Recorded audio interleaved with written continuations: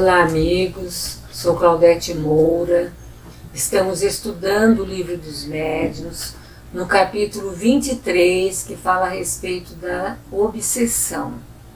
Já vimos nos programas anteriores que a obsessão é a influenciação de um espírito malévolo sobre outra pessoa, pode ser sobre um encarnado ou como um desencarnado, como nós vamos ver ainda.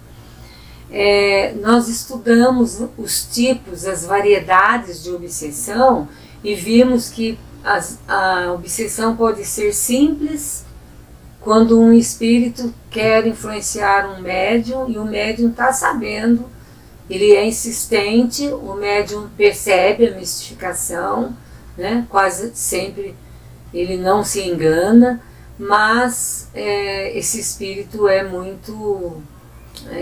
ele sabe que ele pode, persistindo, conseguir às vezes algum resultado. Mas é uma obsessão simples, que o tratamento também é feito de uma maneira mais tranquila. Existe um tipo de obsessão mais complexa, que é a fascinação, e na fascinação nós vimos que é a ação direta de um espírito sobre o pensamento do outro.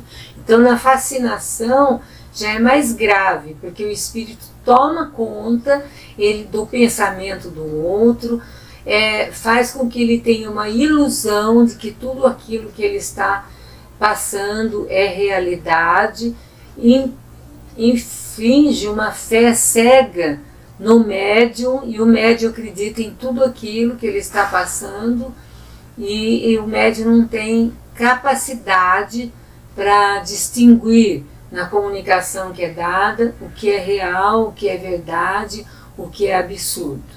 E fomos também para um tipo de obsessão mais complexa ainda do que a fascinação, que é a chamada subjugação, quando envolve a paralisação da vontade daquele que o espírito está influenciando.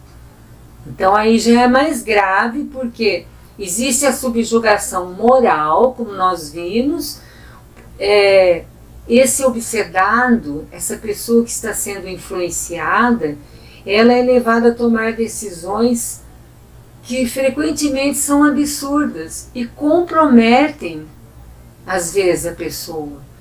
Por uma espécie de ilusão, ela considera que está tudo certo. Quer dizer, é um tipo de fascinação, mas que leva a pessoa a tomar decisões que as comprometem às vezes, né? Essa é a subjugação moral. E na subjugação corpórea, o espírito age sobre os órgãos materiais, provocando movimentos involuntários. Daí é aquela onde o médium, onde a pessoa que está sendo influenciada vai passar os vexames, porque ela vai agir de uma maneira involuntária, mas que ela é como se obrigada ali, subjugada por aquele espírito. Eu conheci uma senhora de uma boa família, uma senhora já de meia idade, e que ela tinha esse processo obsessivo, e ela saía às vezes na rua, fugia da vigilância dos familiares, e chegava no meio da rua com um apito e ficava igual um guarda, dando sinal para os carros passar. Então, às vezes ela tirava a roupa no meio da rua. Então, são atos vexatórios, a pessoa passa por situações que envolvem, assim, às vezes, vergonha, né? E Kardec dá alguns exemplos no Livro dos Médiuns. Por exemplo, ele fala que num médium escrevente, num médium que escreve, produz a necessidade incessante de escrever.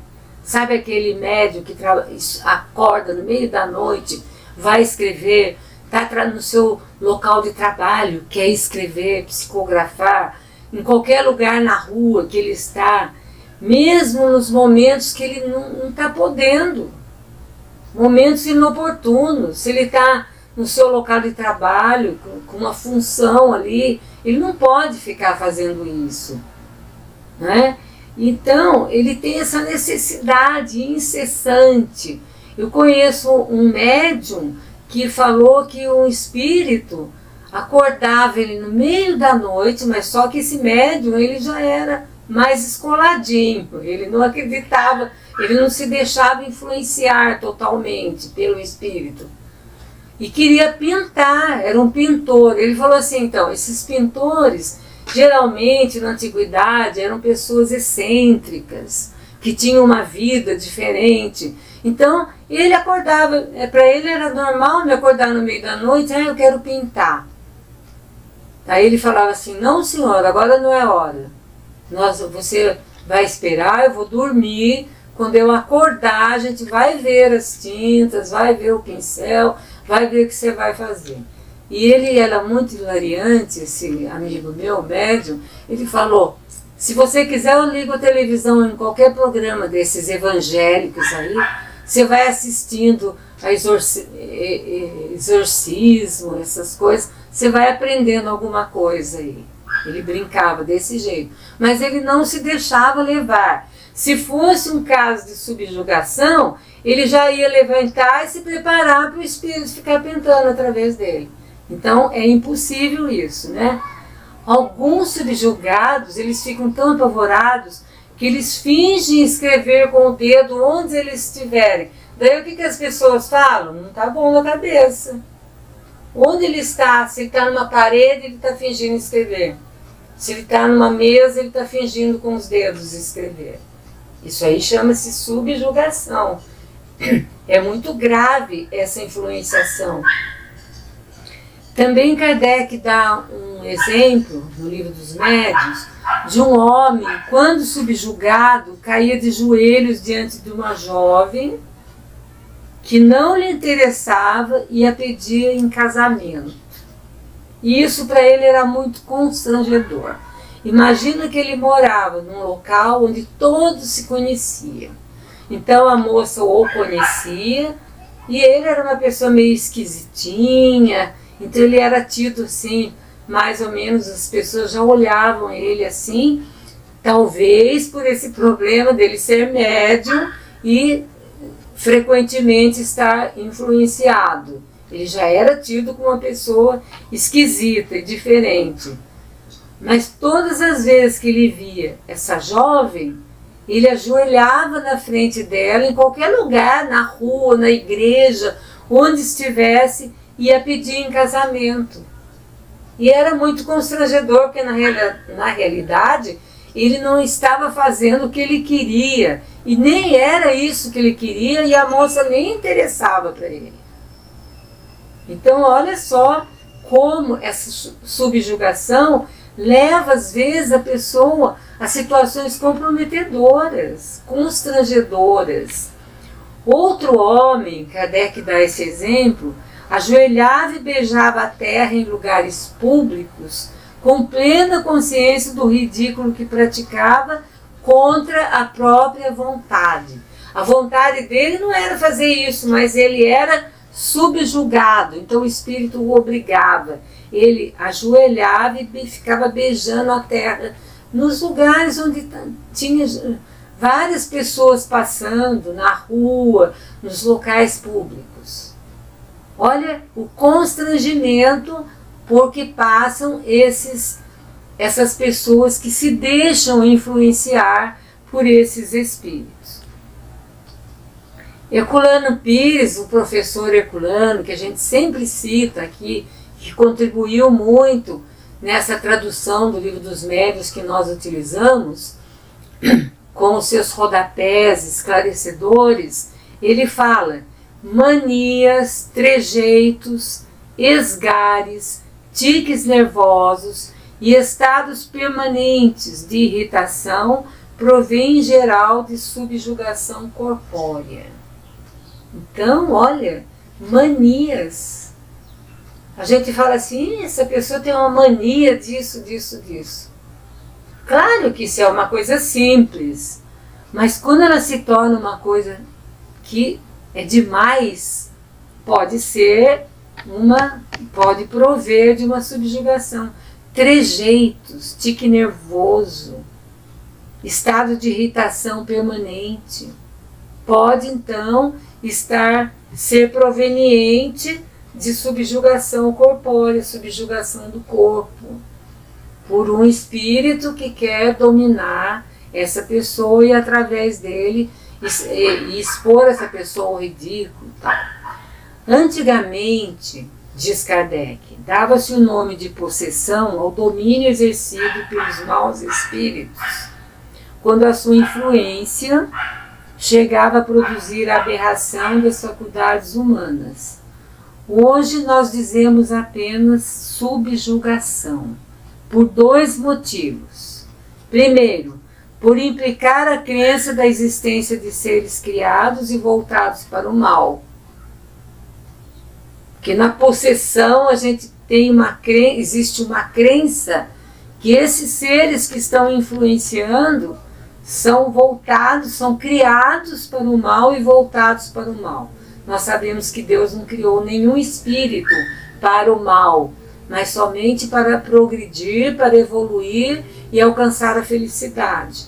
Então, só existem seres mais ou menos imperfeitos, nós sabemos, e todos suscetíveis de se melhorarem. Então, não existem esses que foram criados maus, né?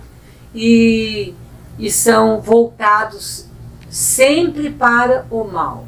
Momentaneamente, esses espíritos estão voltados para o mal, mas eles não vão ficar a eternidade dessa maneira, porque eles são seres que são imperfeitos ainda e vão ter oportunidade de melhorar. Basta que eles queiram, que eles se esforcem para isso. E também nós não falamos mais em possessão, isso está falando Kardec, falamos mais em subjugação mesmo, por implicar a ideia de tomada do corpo por um espírito estranho numa espécie de coabitação.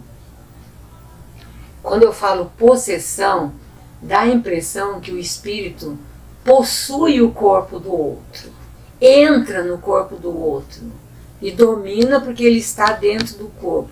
Isso nós sabemos no espiritismo que não existe. Só existe um constrangimento, porque toda ação de espírito para espírito é mental. Então não existe o espírito entrar no corpo do outro para fazer alguma coisa.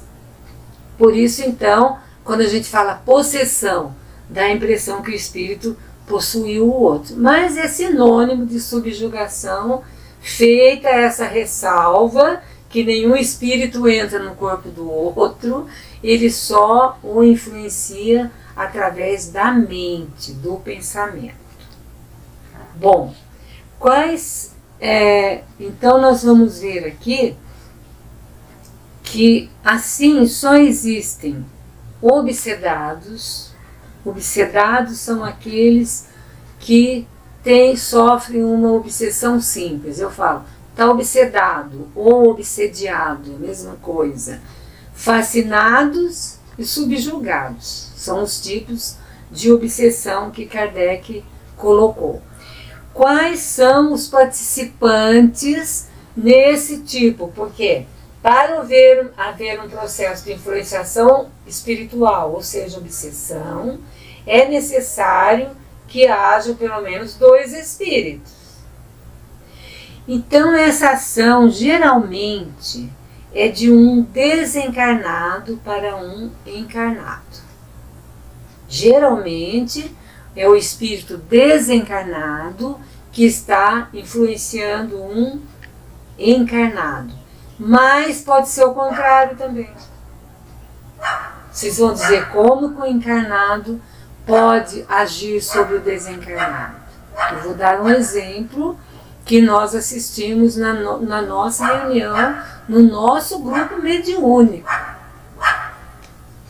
Uma senhora colocou o nome do esposo para vibrações no grupo, que a gente recebe os nomes de pessoas para vibração, e ela falou, olha, meu marido desencarnou e eu quero então sair. Ela queria saber notícia do marido, que jeito que ele estava, queria que a gente fizesse uma prece para ele, vibração para que ele ficasse bem, mas ela queria também saber como que ele estava lá do outro lado, o que ele estava sentindo. E daí, no meio da reunião, o médium escrevente trouxe uma mensagem que nós fomos só verificar depois que terminou a reunião, quando a gente faz aquela avaliação final para estudar as comunicações, nós vimos que o espírito escreveu um recado para a sua esposa, que ele estava muito feliz no plano espiritual, porque ele estava livre dela, ele estava livre da influenciação que ela exercia sobre ele, dela querer controlar, dela querer guiar a vida dele, e para ela esquecê-lo. Olha, gente, para ela esquecê-lo, que ele estava muito bem. Então existe sim a influenciação do encarnado para o desencarnado. Existe sim. E a gente vê às vezes mães também fazendo esse tipo de influenciação para com os filhos que desencarnam. Mas nós vamos voltar a esse assunto no próximo programa, porque agora o nosso tempo já está extinto. Obrigado a todos por estarem conosco até agora. Claudete Moura para o divulgar.net.